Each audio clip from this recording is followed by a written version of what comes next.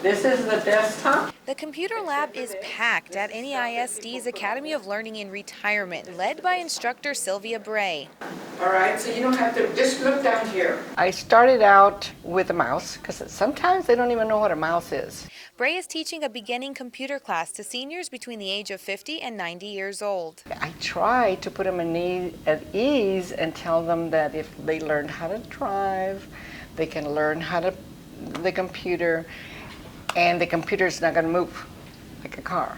Students like 89-year-old Gus Hahn and 79-year-old David Stolp learn computer basics like how to use a keyboard and a mouse and how to copy and paste. Starting at ground zero. It's easy to do once you learn the steps, but I was trying to apply it to what I need at home, you know. Ms. Braye says that new technology can sometimes be intimidating for many of the older adults. I just tell them, if you want to keep up with your kids, you better do it, you know. But these seniors are moving forward with technology instead of being left behind. When I grew up, we didn't have calculators at all. I went through college and majored in math without a calculator. 72-year-old Juliana Strain Davis taught math at Roosevelt High School for 31 years.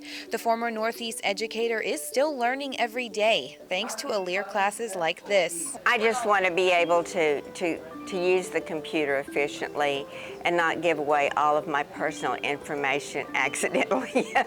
And from typewriters to computers to smartphones, these seniors say they're ready to take on technology. Don't give up, don't give up, don't give up.